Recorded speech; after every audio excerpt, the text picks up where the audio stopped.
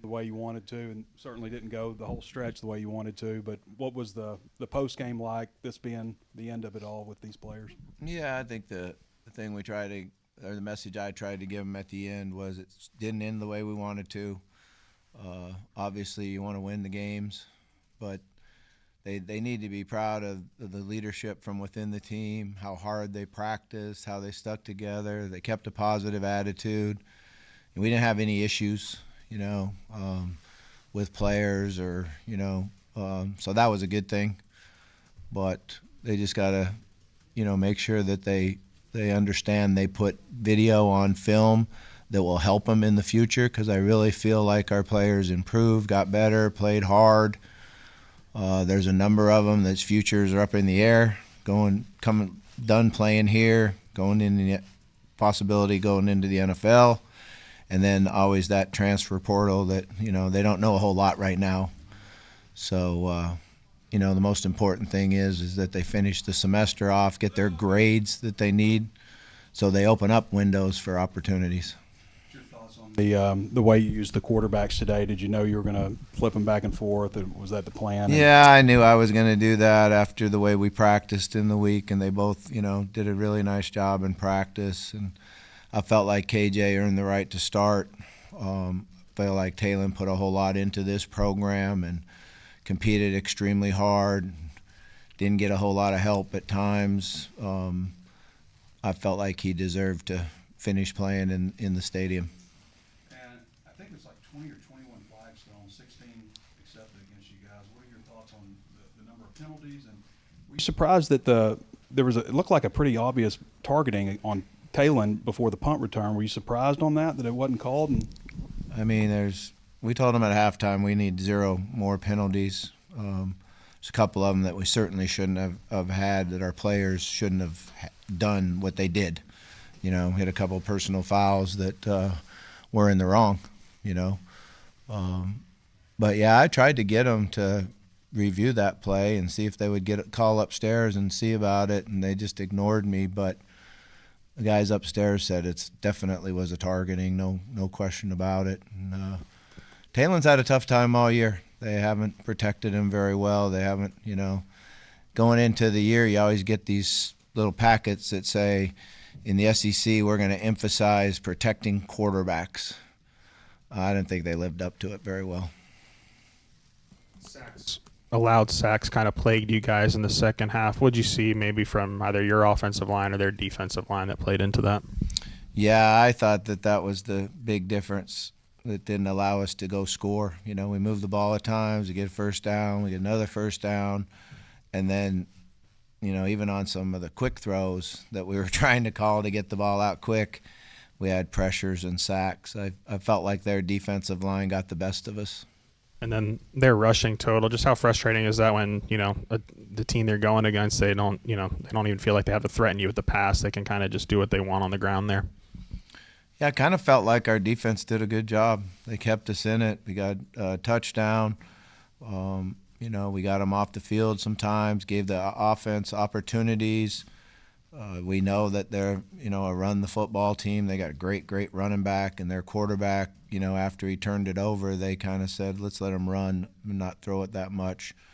But I don't think at all that was on the defense. I thought they competed extremely hard and gave us a chance. We just offensively could not protect the quarterback.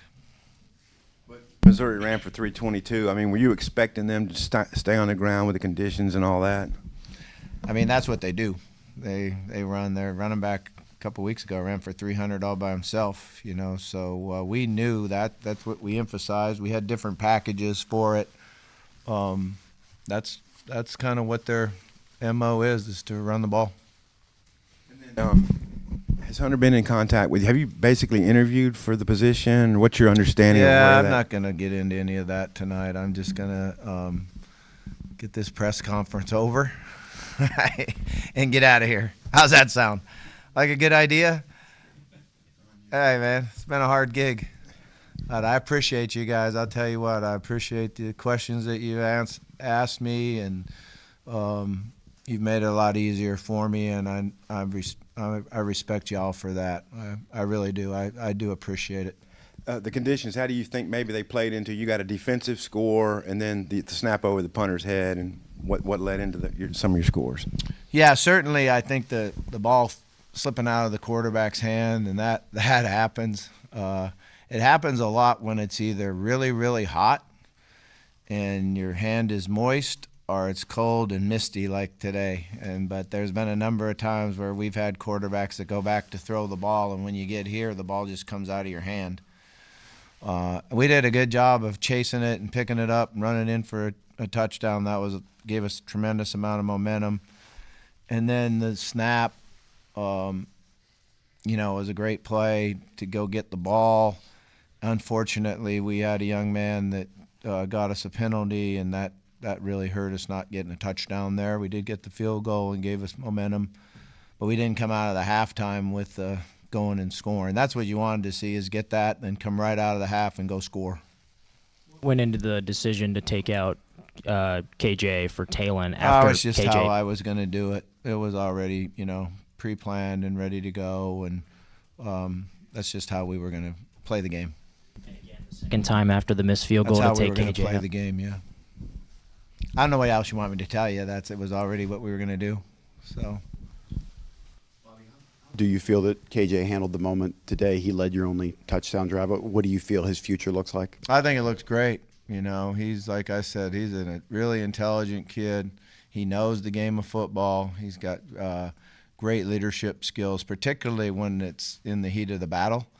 Between last week down in Texas and tonight, he really can lead a team, and he's tough and has the skills to make all the throws you need to make. You guys played like a lot of rainy home games. I think back to that A&M game. You yourself, this team got a lot of support. What is just these 7 games, all the support from the fans, what your players have given you, what has it meant? Yeah, I think the fans have been awesome. Like you said, we haven't had the sun out very much. We've had a lot of rain, we've had a lot of weather. Somebody pissed the guy upstairs off. I hope it wasn't me. But, come on. That's a little bit of piling on. They don't call that penalty anymore. They used to call piling on. Now it's a personal foul or something. But I guess I'm telling how old I am. I know there's a linebacker back there got piling on a few times. So, yeah, I don't know. But the fans came out, and I thought all the home games the fans did a great job. And our guys were competitive. We're in there. We just couldn't find a way to win. How will you look back on Talon's career here, and how do you hope he kind of looks back on it? Yeah, I hope that he looks back on it and understands how well he played and the good things that he did, and, not look at the negative things that happened and the situations that we're in. It's hard today because the offense didn't do very well. But most of the year the offense was cranking it up and he was doing well, and we weren't good enough in all 3 phases to help each other out, and it seemed like we never once had all 3 of them cranked up and going together. But he's done a lot of great things here, and he's a tremendous young man with a real bright future ahead of him. Coach, what is coaching the 2025 edition of the Razorbacks meant to you personally? It's been a hard deal, when you take over a team and you lose the head coach, the defensive coaches are gone. The first part was let's get the attitude right, and it took a little bit. We had a bye week, so that helped a lot. I think the players bought into what we were doing.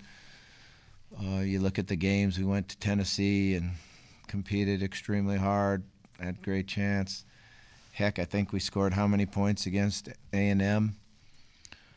How many points against Texas? It's like we just couldn't find a way to win the games. But, there's a lot of positives in there. I'm going to try to look at the positives. I could have a stack of negatives, but that's not going to do any good. The positives are that the players kept together. They did a good job academically. They got to finish it now with these finals coming up. And they have some bright futures ahead of them.